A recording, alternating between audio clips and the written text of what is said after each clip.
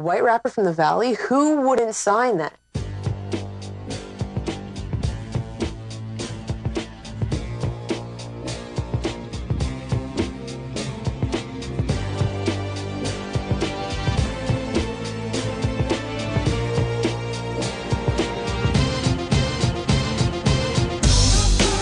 Rap today is more a pop thing anyway. I think it has leaked into the suburbs, and I think that I am one of the first of a generation, a suburban generation influenced by hip-hop, because it used to be that hip-hop was very underground and it was like an inner city type of thing.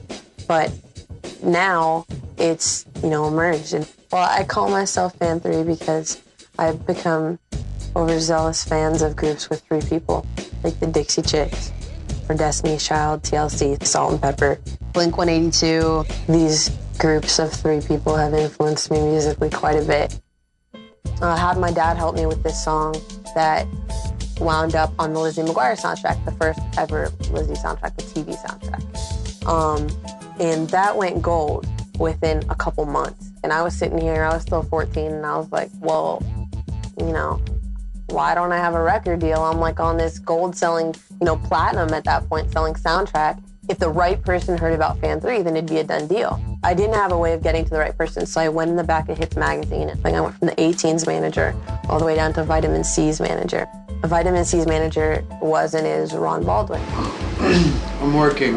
What? Jimmy Iovine called Ron and was like, I want a meeting. So we took a meeting, and then Tom Panunzio, the coolest guy I've ever met in my entire life, diamond in his tooth right here. The meeting wasn't nerve-wracking at all. The nerve-wracking thing was that I had to rush directly from the meeting to go take my driver's license test. I was a half an hour late to get my driver's license, and so let me take it, and I got my license, and 2 weeks later I had a record deal. Let me clear my throat. The album was called Let Me Clear My Throat, which obviously most people know is a very famous hip-hop line. I think I'm kind of, you know, drawing irony on the fact that I do rap. Bit Crusher, the producer that does all my records, made an amazing, I mean, it's truly amazing. It's like a Bit Crusher masterpiece. And the drums are so great on it, and there's this little drum fill right at the end of each verse before it goes into the chorus. And it's a perfect spot to say, it's like, let me clear my throat. Let me clear my throat. Party people in a place to be. All the players in the house wanna step to me. Check it out, I'm a sucker MC. You wanna bang, but you know you can't hang.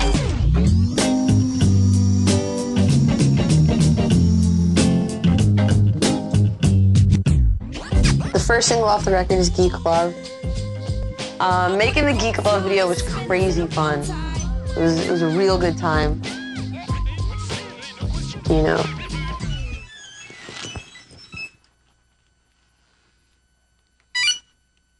It's unimportant. In LA, like we drive everywhere. The Valley, Beverly Hills, Hollywood, Malibu. It's like one big square. Right now, we're going shopping.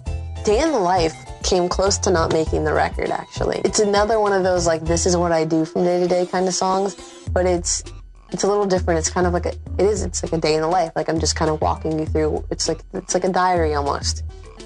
You gotta be yourself. You have to, because you just have to. It's just a rule. So just don't even ask why, because you just have to. I'm just telling you that you have to.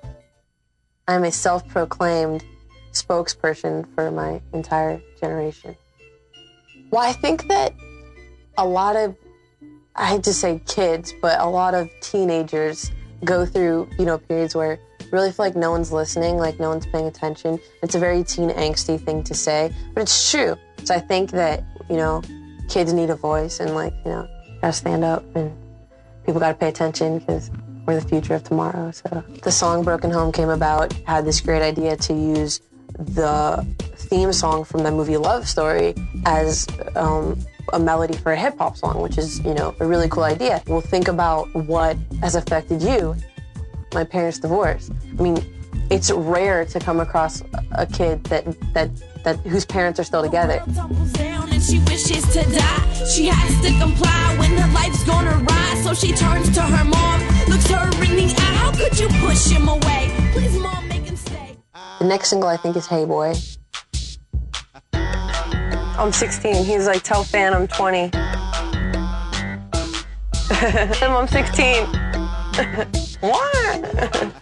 Hey Boy is my favorite song. It was my favorite song in the very beginning. I was like, this is the best song on the record. Doesn't anybody see it? With my girls right behind me, personality infectious, one look can be blinding. Tom Prinzio mixed it, and after the final mix, people were like, wow, Hey Boy is a really good song. I was like, that's what I've been trying to tell you. Yeah, I still gotta go to school. It's lame to tell the teachers, wow. I started at the San Fernando Valley Professional School. My dad found out about it. He was like, you gotta have some structure. He was talking about how, mature I am for my age and whatever, intelligent. There's a point where that maturity and me still only being 16 comes to a head. Get with me, you gotta get with it. My black book is pages and pages. My parents always tend to underestimate the powers of Fan 3. If my record does well, no if, definitely when the record does well. It's not if, it's when. Now that my record's gonna come out, I feel the pressure. The harder the battle, the bigger the reward. I always thought the idea of Fan 3 was such a no-brainer because, it was my idea, and if I could get it and I could like it, then I knew that other kids my age could get it and they could like it. Let me clear my throat. Coming out on Geffen Records, early 2005. Holler at me.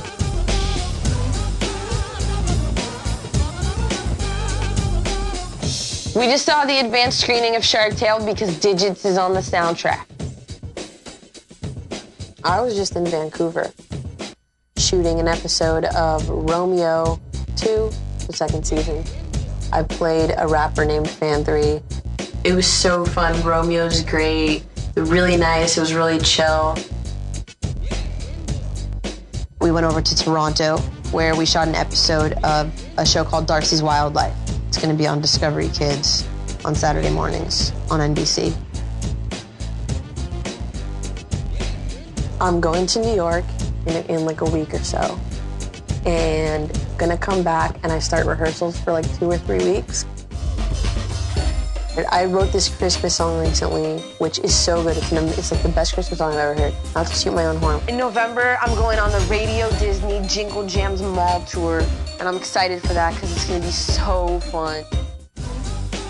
Christmas shopping is gonna be so easy. I'm gonna be in a mall every weekend until Christmas. I'm sure that we'll have the tour dates up on fan3.net, fan3.net.